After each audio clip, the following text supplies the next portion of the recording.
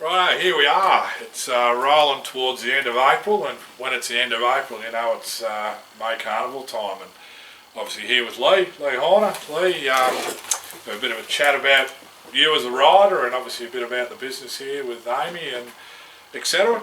Yep. How did it all unfold for you back in the early days?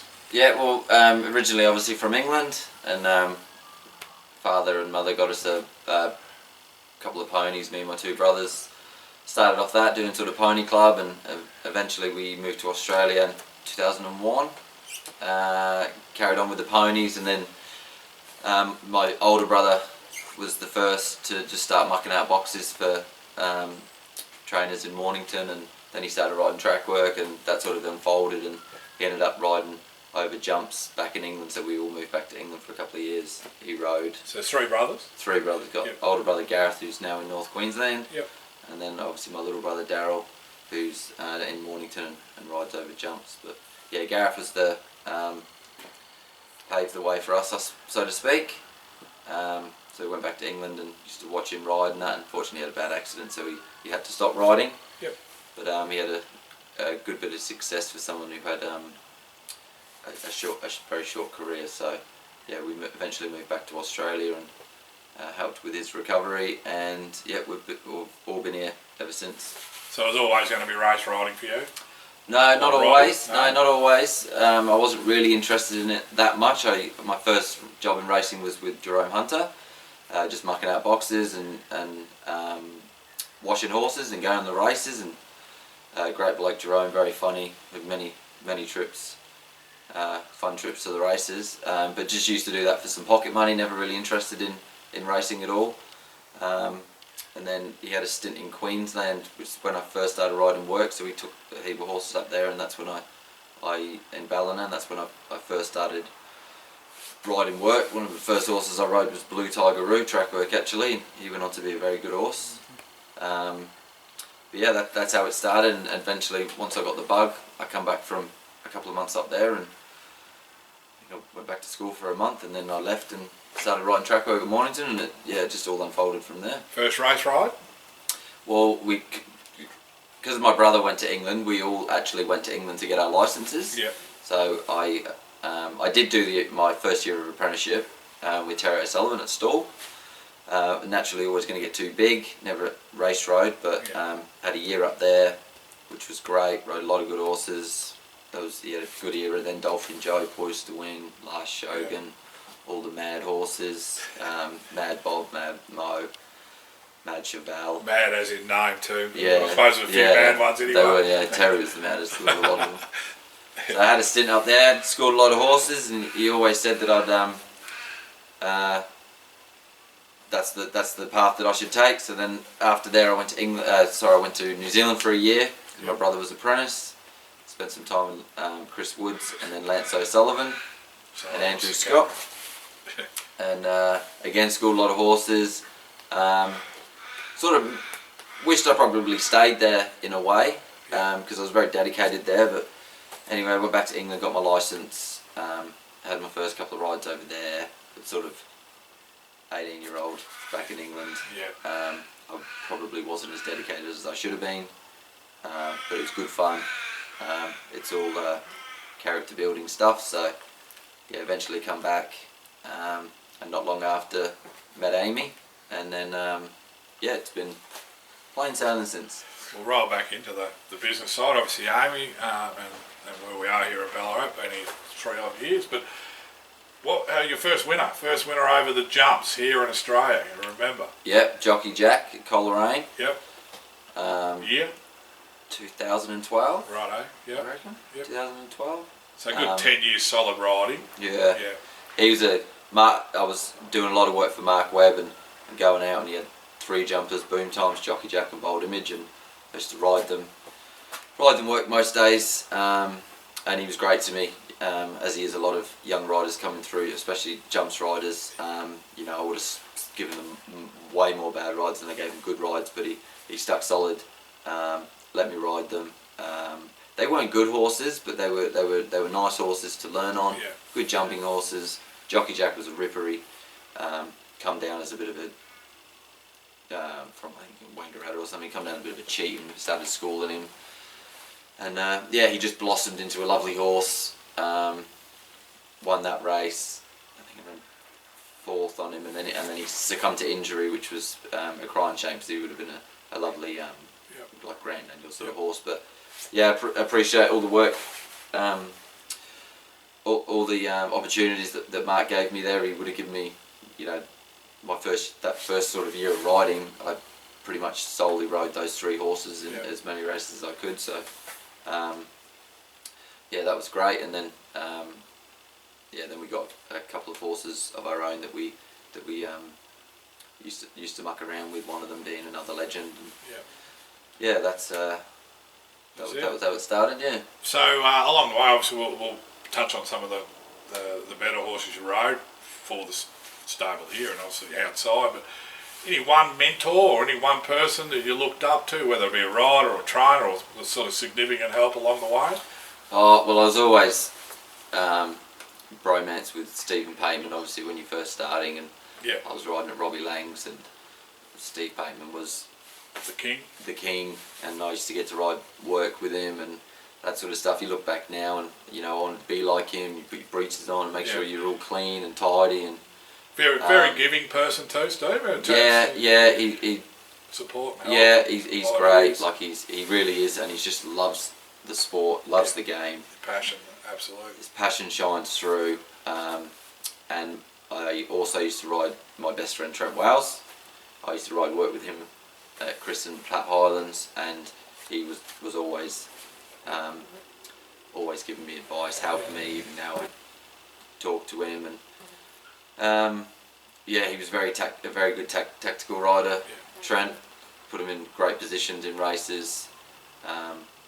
So like he had a lot of success and got to go to Japan and ride Pacific, and I missed riding work with him at Cranmer. We had a great laugh there for a good few years, and he retired and ventured back to Tasmania, and he's training, and he was supposed to go for 6 months, and 10 years ago. Hey, I think one thing we've learnt, and one thing I've got to know is it's a tight little community that jumps fraternity, and everyone's sort of on the same page. Yeah, it is just a lot different. I'm not saying flat's bad by any means, but you go to the trials and it's such a fun day. Even if you've just got one trial, you see everyone and you're chatting. And one thing I love about jump sources is it doesn't matter how bad or good they are, they're still respected, sort of in a way. Like you might have a horse that's completely useless, but you could have it could be just such a great jumper, and you have fun and you get a buzz out of just riding it, as you wouldn't get that, riding a slow horse in a flat race. They're remembered forever in my eyes, jumpers, whether they're good, bad or indifferent. So well, that brings us on to obviously some of the special horses you would have ride. I don't know how many winners you have. There's a small window every year for jumps riders, but I don't know how many winners you know. Do you know how many you've ridden across the board? About 70 at the minute. Obviously we don't have heaps of races, and it took me a long time to get going as a jumps rider. Everyone thinks their era was harder, but there were some serious riders when I was riding, and it was hard to. I think I rode for a good few years before even having a ride at the carnival, and that was on one of a not very fancied horse. Like, such good calibre of riders, Trinders, Wells, Bedgood. Well, not so long ago, Johnny Allens and Shane Jacksons and were all amongst it as well. And Shane, Tommy, Paddy. I'm going to forget them now. Jacko. They all come over and just only enhance the crop of riders. And the better the riders in a race, the better you ride. Simple as that. And do miss having that. We've got a good pool of riders at the minute, but a lot of them are young and will only improve as time goes on. But there was just such a strong pool of riders, and it was just so competitive. A lot of them are just branched out to be trainers, so you don't actually lose contact with them either, do you? Well, that's it. That's how good, jumps jockeys, you sort of learn to Aaron Purcell always told me a good jumps jockey will basically help train the horse, because they want the best for the horse. Yeah. And, so that's probably why they make better trainers. They want input into everything. It's such an important factor of the horse, because you've got to do a lot of the, 80% of the horse, the rider's got to sort of do, when it comes to jumping, or get them to settle in races, I suppose. And I just think that jumps jockeys. Not saying we do more than flat jockeys, but just with particular horses, we don't have hundreds of horses that we ride each week or year. We just put so much into those horses, and so Mark Webb just used to give me free rein with his horses basically, and you just get a rapport with them, and then they become your horses. Like in your eyes, they are your horses. I know a lot of good wins were celebrated, and a horse that I had a bit to do with, but just in general, what's your biggest win? There's a biggest win, I suppose, a special win. I know what a couple of the special wins were. Yeah, like BT Junior, for our good friends Rach and Pete, that was unreal. Remember that day, yeah. He was a horse that I, by chance, got on. That was in the... At Warrnambool, I jumped on him at Warrnambool for the first time, just by chance. Yeah. And then he just got beat in the Brendan Dreschler, second in the National, and then won the Grand National. And just the whole occasion, I got a bit of slack for my ride in the National Hurdle, but I didn't ride him much different in his two previous runs. He's a quirky horse. He was here schooling a few days ago, and he's definitely a character and a half, which obviously punters don't see. But that was special, very special. COVID times that we couldn't go out and celebrate, but we give it a good crack at home, which is good. BT Junior, he's travelling, but it looks like he doesn't want to take him there just yet. Mitchell has run to third, then followed by Luke, Mapping, and the rest are racing for the appearance money. BT Junior on the home turn. This would be a big scalp. Ablaze has never been beaten at the Caper. Mitchell is third. They round the bend. Horner already with a JJ Houlihan. He's got one to jump. BT Junior going for redemption over Ablaze. Oh, gee. He didn't put in the best leap at all. Ablaze is coming again. BT Junior, 200 to go. He's all out. I'm all out. The crowd, there's only 20 people here. They're roaring too. BT Junior, it's your day, Lee Horner. He's coming away, and he'll win the E-Cycle Solutions Grand National by 5. Ablaze lost no admirers. Michelin ran third. Fourth in was again Luke. Fifth, Photo, give it to accounted for over Mapping, and the rest are going to trot home, not completing the course in the National. And Nate Hayes, another one. First time I jumped him over a tyre at Paul's, I just thought he was a superstar, which is a big call. Really depressed when I broke my leg at the start of the season to miss him, amongst others, but he was just a horse I just think so much of. I just think he's unbeatable. Which he surely is beatable, but in my eyes he's unbeatable, and we've become really good friends with Paul as well, so that's also special. So they're probably my two biggest wins. Special wins, the South Australian.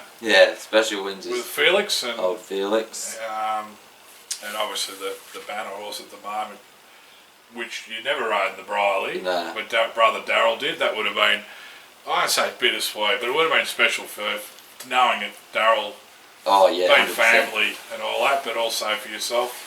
But those opportunities are going to hopefully come around this year, or better opportunities. But they were big moments. They were huge. FELIX is a special horse, a hard work horse in my eyes. To Amy, he was like the golden child, but he was just so tough. Like, if people knew half of the problems that he had, and he just front up with his hands up, wanted to box on, just such a tough animal to deal with. When he won his South Australian Grand National, it was that was very special. And Sudden, Felix Bay switched on. He loves the flat. Now he's got 2 more to get over, and over he goes. The second last, he cleared well. Felix Bay, first run over the steeples. Karoon's riders come off back at the rear. 1 more for Felix Bay to get over. Over he goes. First look at the steeples today. The bigger jumps have made no difference. He's pulling clear, Felix Bay, and is going to race away from a BB over the concluding stages. Felix Bay from a BB. Zataglio, an excellent rhythm. Pentamatic, last of the one that finished. And the other one, Karoon, dropped the rider just over the second last. Horse completes the course okay, and the rider's soon up on his feet.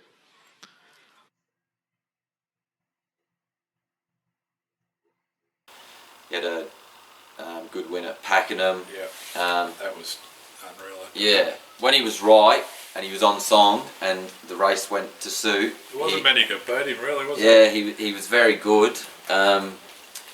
You know, as he was getting older, his legs and that were not as sprightly as they once were, so he probably struggled to jump fences as easy as he did early doors. But he just loved that chase tempo, nice and slow early, and rattle home late. So again, I got a bit of slack for the way I rode him, but he was he was, when he was on song, he was a mighty horse. Do coming into the carnival, but I'll just digress now back to the business. Now it's obviously there's Amy and Lee, the husband and wife, obviously trainer, track rider, and race day rider. But you also got to think of you as a rider outside of the business. So you know, obviously you got really good association with Dan O'Sullivan, and you mentioned a few other trainers. So as that worked, is it you first? Obviously, if there's one here that's better than everything, you're going to ride it for the stable. How's all that sort of come to? So probably start of 2020 I was not half-heartedly riding, but I was not putting 100% into it. And I just had to make a decision: do I stop riding and concentrate on the business, which it's Amy's business. It's her name in it as well, so whether we go into a sort of partnership or do I just give riding a good crack for the next 5 years say and see where we go. So because it is hard work for you with your weight. Like weight's always an issue and that sort of stuff, but so I had from 2020 I had a good crack, and that was my best season.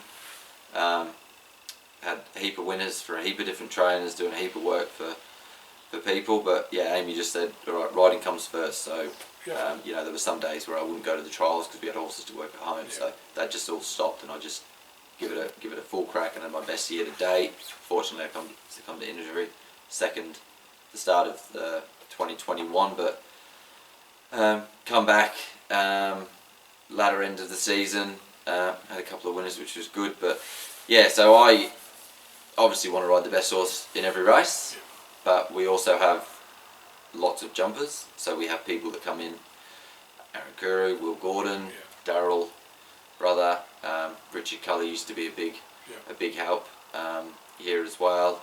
Pateman's also comes down sometimes in schools, and he's always there if we need him. So Amy's obviously got to play trainer as well, and give some rides to other jockeys as well. So I can't always just get the first pick as much as I'd like to sometimes.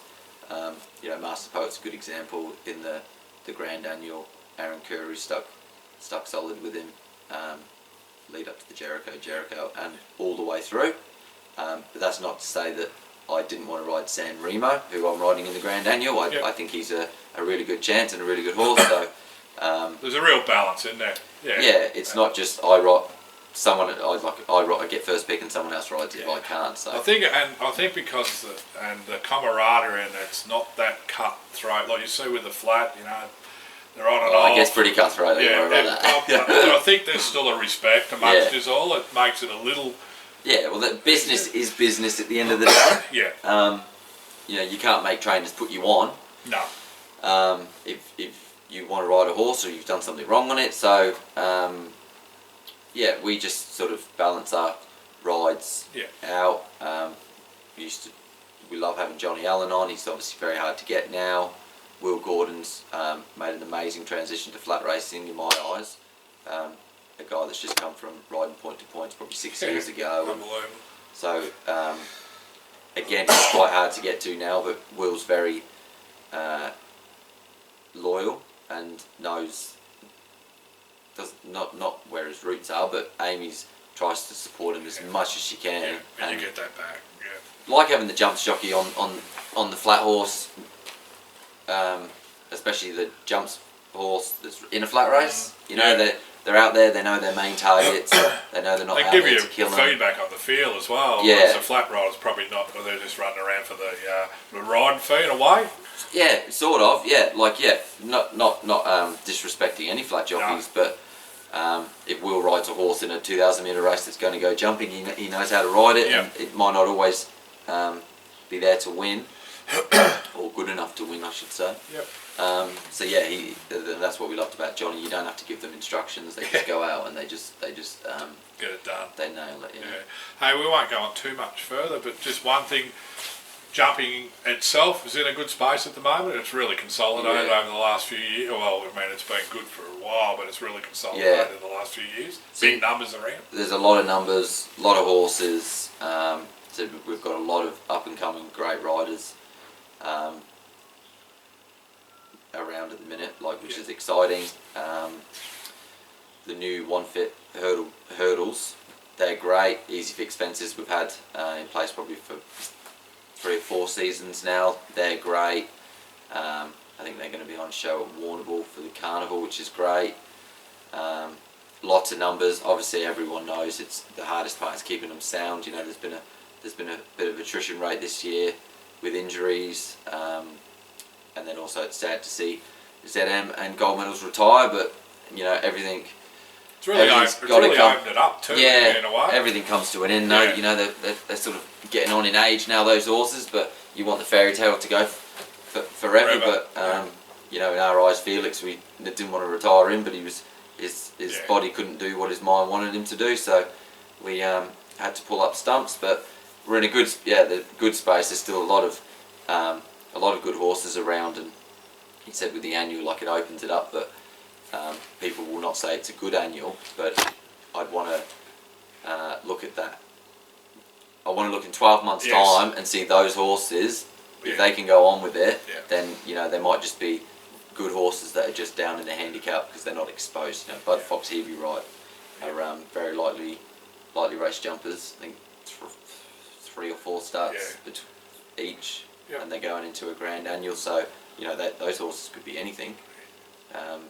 You know, Bud Fox ran Will John down to a length or whatever it was in the Jericho. We'd love to see a vintage Grand Annual, but you know, with your Will Johns and Afer Hayes, a Blaze, gold medals ZM, but it's just so hard to keep them sound and have them all there right on the day. But and just with that, obviously, you mentioned him before. With Master Poet, I think he's come along nicely. I know Aaron was wrapped with him after the schooling.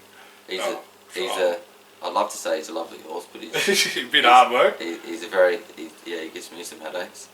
But he looks like he's tough, genuine stayer. He is, yeah. He's jumps okay. Does his job. You know, people will say he's not the best jumper. He jumps left a little bit, but again, if you knew his attitude and knew what the horse was, the horse is a bit of a thug, and that's how he sort of presents to his jump. I've seen enough at the trials the other day, just looking after him between trials. He's hard work, but we love him. Aaron got a good handle on him too, hasn't he? Yeah, he knows him. Yeah. Knows him well and likes him. He's probably a horse that you're better off not knowing, as in track work, because you learn their bad habits. And after school in BT Junior the other day, not sure how I'd go riding him track work every day. They're a handful, but Aaron's got a very kind rider. Yeah, and he's brilliant rider, isn't he? Yeah, we'll ride him. We'll give him a good ride. Yeah. He's confident in the horse. We're confident in the horse's fitness. We know he's tough, whether it's firm, wet, it won't matter. Yeah, all conditions don't matter. No. He's been a horse that we thought he was one of our better horses. He succumbed to injury in 2020, and then last season over jumps, it was just trying to get him right, and had probably training him a bit wrong. we've switched that around leading into the Jericho, and that's when probably why his form's turned around. And coupled with Aaron getting on him, they'll probably just think Aaron's got the keys to him, I suppose. Probably does. Just your rides. Now we're nearly the end of the month, so everyone, the owners are watching it. They're going to get a bill, so they need to sort of cash in a little bit. Now you've got some nice rides that. Well, I've seen a couple of them school. Obviously, you're going to have some nice rides in the carnival. Yeah, fingers crossed. Winning chances. We've got one with Dan O'Sullivan. We've got 4 days to go, so touch wood, everything really stands up. But there's Shilajit. She's taken to jumping really well. She ran well at Warrnambool last start, ran 3rd. Should handle wet ground. She'll be in a maiden hurdle. She'll be in a maiden hurdle. She'll run a nice race as she always does. One with Paul Prushka, Killarney. Hopefully they're not in the same heat. Yeah, hopefully. He's got a lot of class, jumps well. Yeah. He's a nice horse. What have I got? I haven't got a ride in the Briley. I've got Out and Dreaming in the Gallywood. He's a ripping horse, going good. His only downfall is it's going to be, probably looks like being wet. Yeah. His wet form isn't that bad over jumps, but they don't think that he's at his best on wet ground, so that one will be interesting. But if it's not wet and the rain doesn't come, he's in that up to his ears. Yep. Once we're lost in a restricted steeplechase, you just disregard his first 2 runs. That's he scored well the other night, didn't he? Yeah, that's just him on the flat. He had no luck in the hurdle race. Yep. Trialled well. He's always consistent and tries really hard. He's a ripping little horse. And the Grand Annual.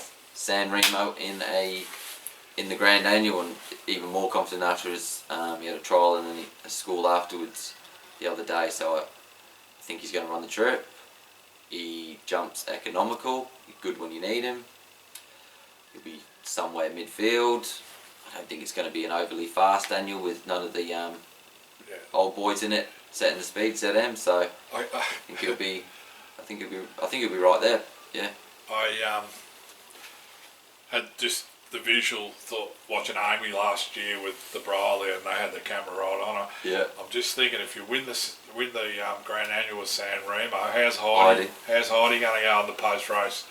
Should be off her head. I don't know if they'll be able to catch her. No. So just to finish off, Lee, obviously the banner horse in the stable at the moment is Jimmy, which is Flying Agent. Double, he will get a sore neck if he has a look behind. Oh, and he has. Right on cue, he had a big look around. I hope his eyesight's all right. It's 12 lengths in front. Second placing, maybe more. Mr. Coin has charged into second. Then My King's Council and On Carly's run, but Flying Agent's going to win by half the length of the straight.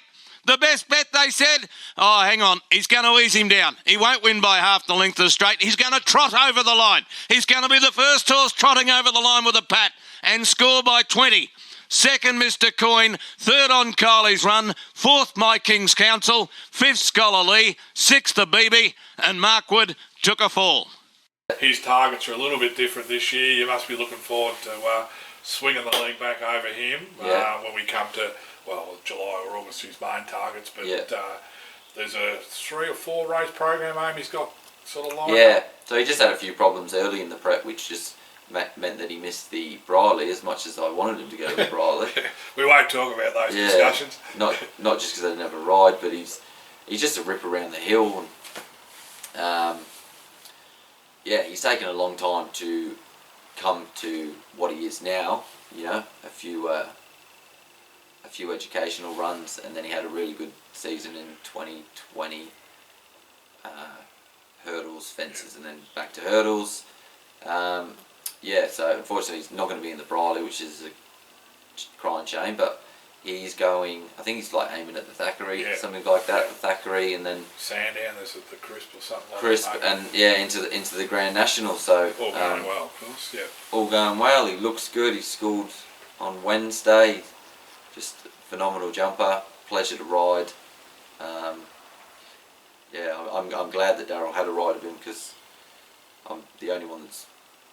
Richard Cully done a lot of schooling with him early doors, but now he's like a seasoned, furnished horse. He's just an amazing horse to ride over jumps. So bit of vision down on this Facebook page as you're watching this is him having a school there. School the other bit of day. slow motion. He's just a lovely horse to watch over the fences. Yeah, he's just nice What's to the ride. feel like?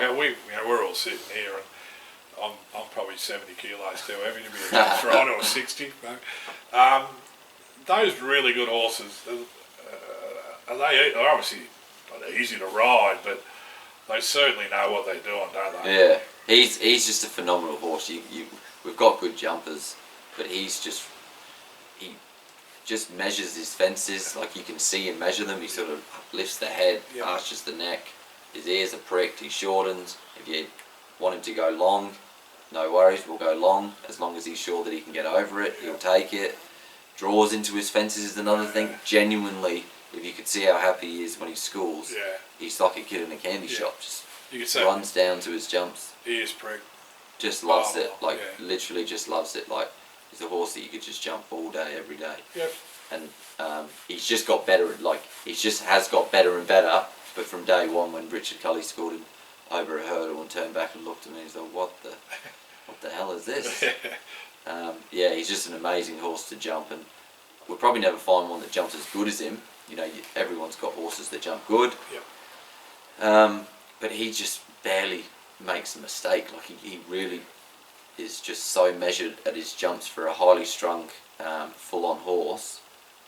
When the gates open and he's in a race, he's just unreal. It's different. Yeah. You look in the Briley and you got bumped going up the hill there, and he's not even anywhere near the wing, let alone the jump.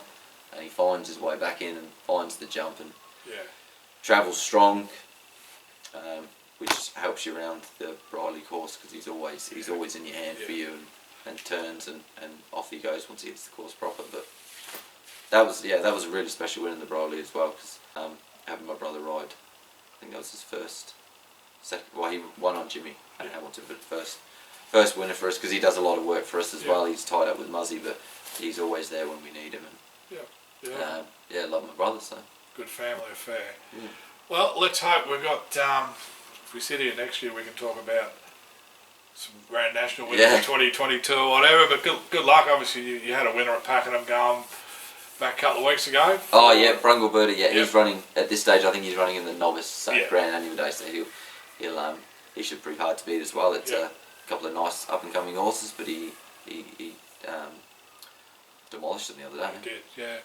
So hopefully there's more winners, obviously for you as an individual, and one of the top riders in the ranks, and as a partnership with Amy, let's hope there's winners with a feature to cap off 2022. And as you said, there's not a big window for the jumps fraternity, and there's not a lot of the big feature races. So hopefully we can find winners and churn out they're the another ones bit you of want. silverware for the mantelpiece, and just all the best and safe riding as well. Thank you.